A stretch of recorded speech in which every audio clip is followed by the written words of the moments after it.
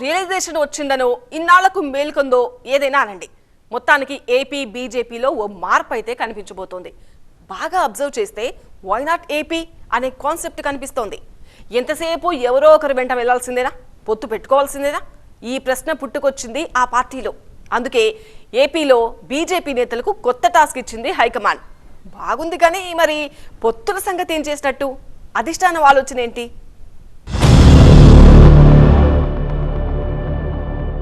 ఏపీపై BJP కొత్త strategy, సంస్థాగతంగా బలపడే వ్యూహం, నేతలను తయారు చేయండని ఆదేశం, పొత్తును శాసించేలా ఉండడమే లక్ష్యం. ఏపీలో బీజేపీ అనగానే ఫస్ట్ వచ్చే క్వశ్చన్ ఒకటే, పొత్తు ఉంటుందా ఉండదా, ఉంటే ఎన్ని సీట్లు అడుగుతారు? మైండ్ లో ఇదే మెదులుతుంది. మరో వేరే ఆలోచన లేకుండా జనసేనతో పొత్తు కొనసాగిస్తుందా, టీడీపీ జనసేనతో కలుస్తుందా అనేదే మాట్లాడుతుంటారు. ఇక్కడే మాట్లాడుకుంటుంటే ఈ మాటలు ఢిల్లీ వరకు వినిపించవా? అక్కడ కూడా వినిపించింది. ఢిల్లీ వచ్చిన ప్రతిసారి పొత్తుల గురించి, సీట్ల పంపకం గురించి మాట్లాడుతుంటే అధిష్టానానికి కూడా కాస్త చిరాకు వేసింది. అందుకే ఏపీ బీజేపీకి చెందిన కొందరు కీలక నేతలకు హైకమాండ్ క్లాస్ తీసుకుందని చెబుతున్నారు. ఢిల్లీ వెళ్తున్న ఏపీ బీజేపీ నేతలకు పొత్తుల ధ్యాస తప్ప మరొకటి ఉండడం లేదనేది మెయిన్ కంప్లైంట్. వెళ్లిన ప్రతిసారి టీడీపీతో పొత్తు పెట్టుకుందాం, కనీసం 4-5 సీట్లైనా గెలుస్తామని చెప్పేసి వచ్చేస్తున్నారు. కానీ ఏపీలో బీజేపీ సొంతంగా ఎదిగేది ఎప్పుడు అని సూటిగా సుత్తి లేకుండా ప్రశ్నిస్తోంది బీజేపీ హైకమాండ్. మొన్న బీజేపీ కీలక నేత శివప్రకాశ్ ను కలవడానికి ఏపీ నుంచి కమలదళం వెళ్లింది. అక్కడ ఏపీలో పరిస్థితుల గురించి మాట్లాడారు. టీడీపీ జనసేనతో కలిసి వెళ్తే ఖచ్చితంగా అక్కడ అసెంబ్లీలో ప్రాతినిధ్యం వహిస్తుందని, లోక్సభ స్థానాలు కూడా 1-2 గెలవచ్చని చెప్పారు. ఆ సమయంలో అక్కడ ఉన్న వాళ్ళందరూ దాదాపుగా అవునని సమాధానమే ఇచ్చారు. కానీ మనసులోని మాట అందరి ముందు బయట పెట్టలేని కొందరు నేతలు మళ్లీ విడిగా శివప్రకాశ్ ని కలిసి కొన్ని మాటలు చెప్పారు. ఎంతసేపు పొత్తుల గురించి ఆలోచిస్తూ కూర్చుంటే ఏపీలో ఇక బీజేపీ సొంతంగా ఎదిగేది ఎప్పుడు అనే ప్రశ్న వినిపించిందట.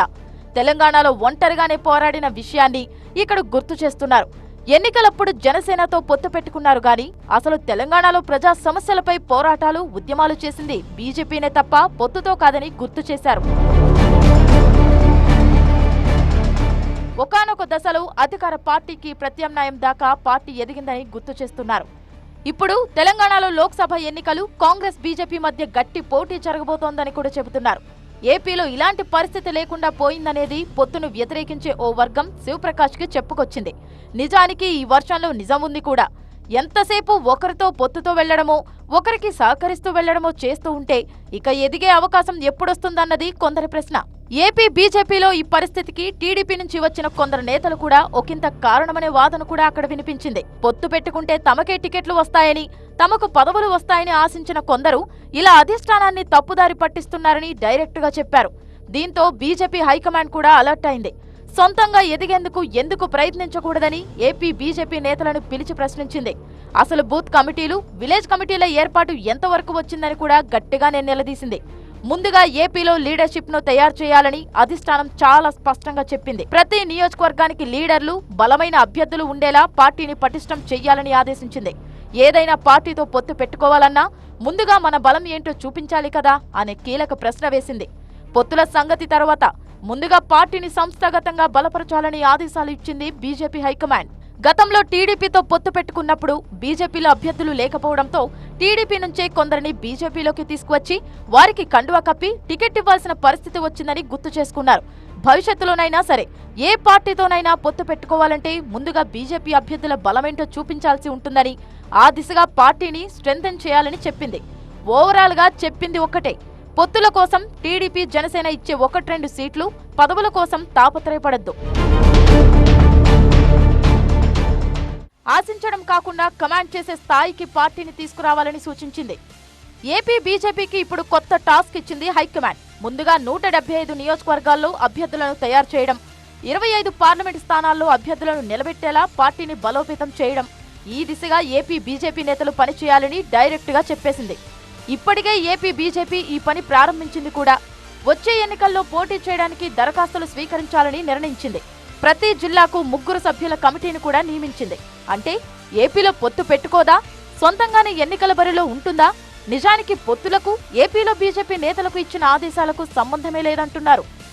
పొత్తులే, అవసరాన్ని బట్టి, అవకాశాన్ని బట్టి పొత్తుపై నిర్ణయం ఉంటుందనే చెబుతున్నారు.